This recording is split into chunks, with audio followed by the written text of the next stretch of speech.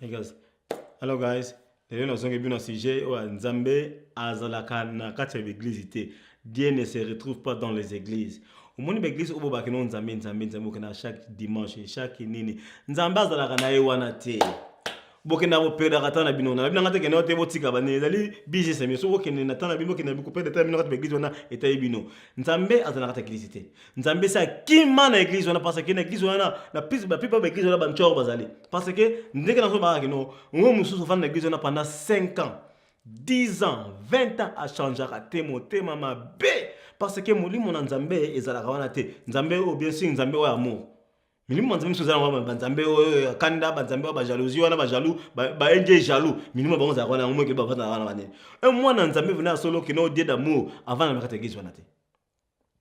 Bokena bokona ni magisi na sala bo sala comment est-ce que mutu bakenda lundi mardi mercredi jeudi bokenda ba église bo sala ba intersection bo sala journée prière de maman journée de papa special prayer bo kende journée ba jeune ya basi bo kende ba nino ba intersection vous n'avez jamais intercédé. Et dimanche, vous avez chorale, samedi, chorale, dimanche, vous avez église. Mais mité mama bé, pourquoi Nzambe azalaka wanate?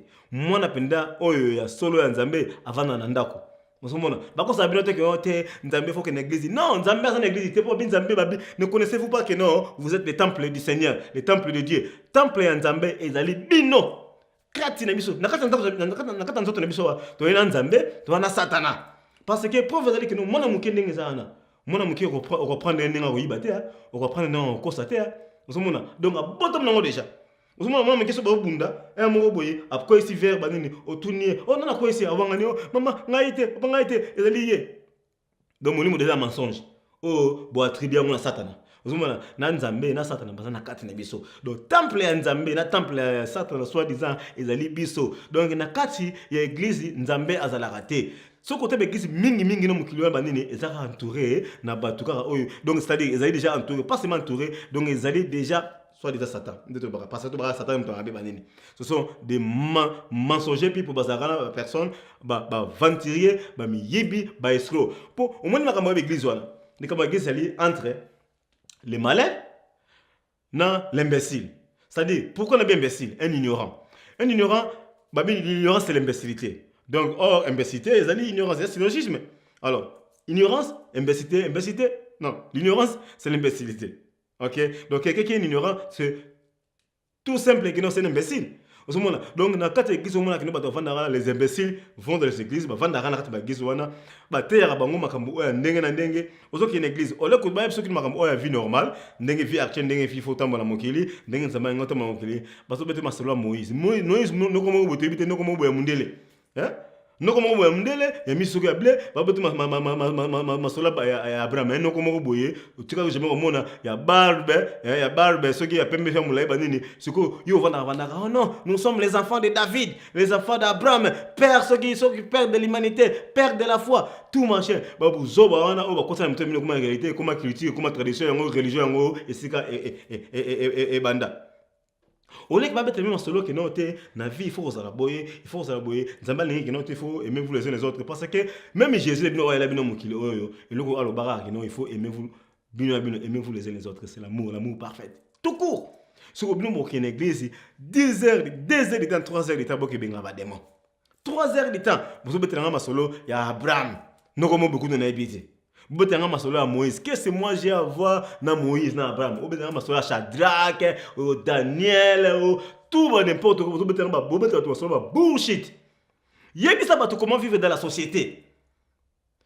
Ceux qui ont comment vivre dans la société, ils ont simple pour changer. Mais tant que vous savez comment vivre dans la vie imaginaire, et ce que nous sommes dans ce monde, mais nous ne sommes pas de ce monde, mais c'est l'imbécilité. Nzambe soka zala ba église wana ne bato bakina gitala ngai nakina so église bakina so église parce que so comme na comme une église na comme parfait ozomona mais malheureusement perfecti wana na église ti yango que nous va na parler ozomona na tambola donc il n'a pas opportunité na tambola ba église songolo mpaka ya ndenge na ndenge na tikala komona Nzambe te na component ce sont les aventuriers donc makamba église ali entre les malins na l'imbécile so les malins sikoyo azali ko exploiter sikoyo maele oya hanango sikoyo pona ayiba batu a utilisé batu wana tandis que l'imbécile ya vandi wana waka Yeka so besi alléluia. Yo so amen. Amen ma foot. Amen ozo amen ni niwa. So avec noté, muto sa ba nini, le faut ça prière ba nini, to chasser ba démon, muto faut ça prière le poda, to bengala muto wana, to sale ba nini. Alléluia. Yo ka bazo amen. Boso perdre temps na bino. Nzambe azana na kata l'église té. Bana ya vrai nzambe wa solo penda ya bolingo, ba bima na ba église wana. Kuta bango jamais na kata l'église wana. Parce que ba comprendre que non nzambe azana kata motema na moto. Nzambe ezali état d'esprit. Nzambe ezate kino so okina kata église wana za nzambe. Bokenda kuna, bopesa ba dimi na bino. Bopesa ba action de grâce. O ba mbongo songolo pakala, eloko ni changer la vie na bino. Bana soit disant ya Satanas, ceux qui soit disant banini, baza ko évoluer. Mais bino bana soit disant nzambe bo évoluer. Pourquoi? Oh nzambe abi que non, l'or et l'argent m'appartient. C'est quoi tant que congolais c'est quoi te masa zo bana mutu banini, tant bi l'or et l'argent. Oh argent ba beza argent ma bendete en bon côté, argent ya matière première. Argent ali bende. C'est quoi en anglais ba que non, gold and silver.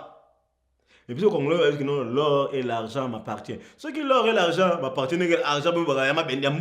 C'est que pour la plupart des chrétiens sont pauvres.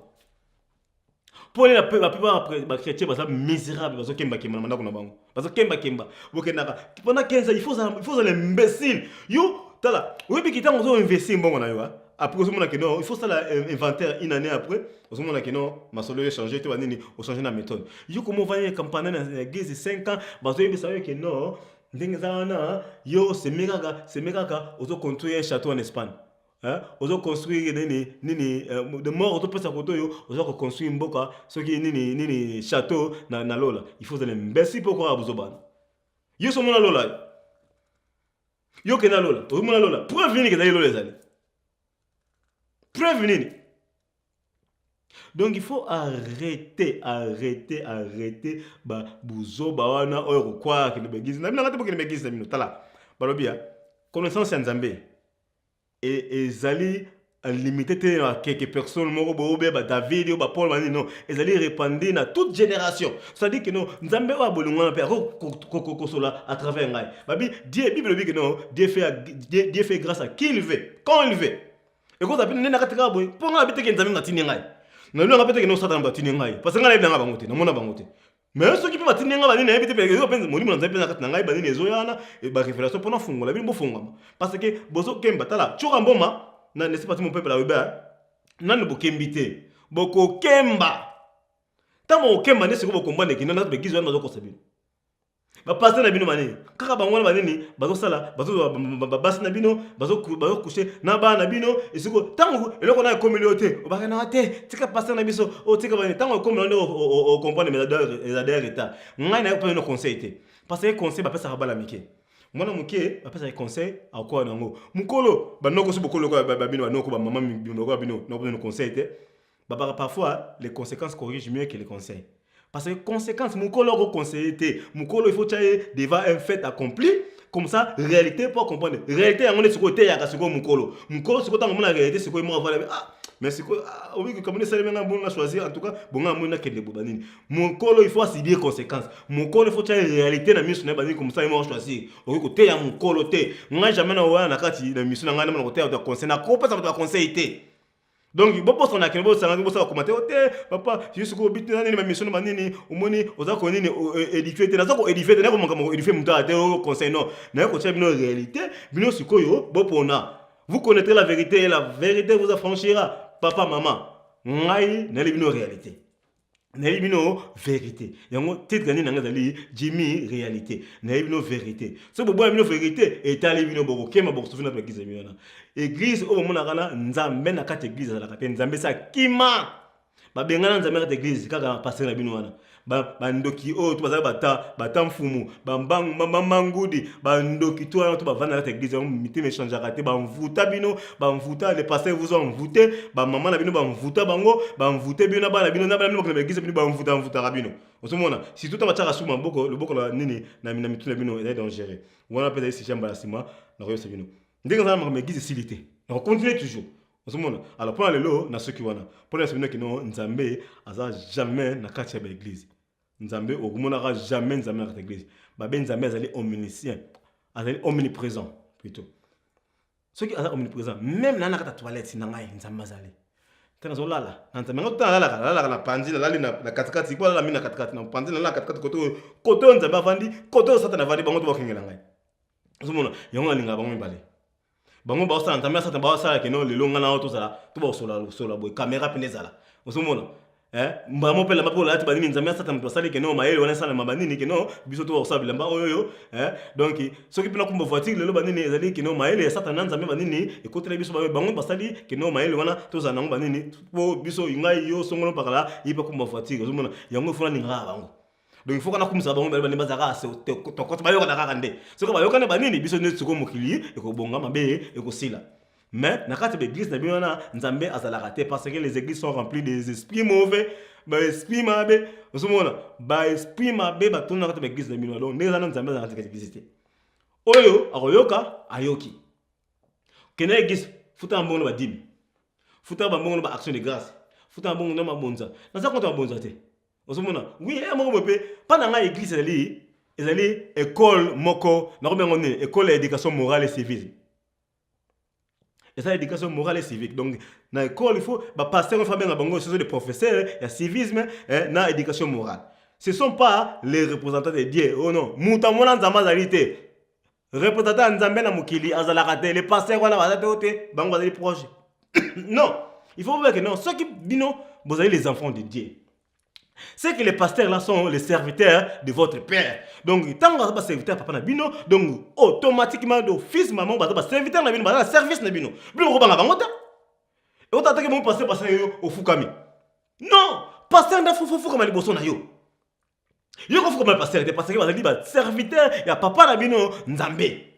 Bana nzambe boko banga de passer na bité que no bo manquer passer bino bo ça les poli bo disrespect bango non bazali ba travailler bazali ba wumbu na bino ba ngamba na bino bazali ba ngamba ya papa na bino ozali nzambe bo sambelaka donc ko bino bazali bana ya papa wana ya nzambe wana mala moko pe bato oyo bazali ba boy na ye ba serviteur na ba pe na service na bino simple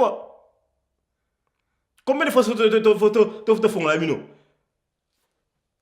papi ceux qui papi gagne à solo bango surtout quand nous connaissons pas nous Thierry ceux qui Freddy Chikeva a fongola kabino ka mabele bani mais tile boko mbona rati yango wana boko souffrir tant que bozo comprendre te bono bino yoka bono bino changer boko kemba kati tant que trop tard bani mais si balé de bino tout somona donc les ana ndena ba kino makamegise ya silité eza ba sujet belé bani ni tio kamo ba kino desa ngana na 1000 sujet na les silité somona na ozongo sumba sima to continuer. Bye bye.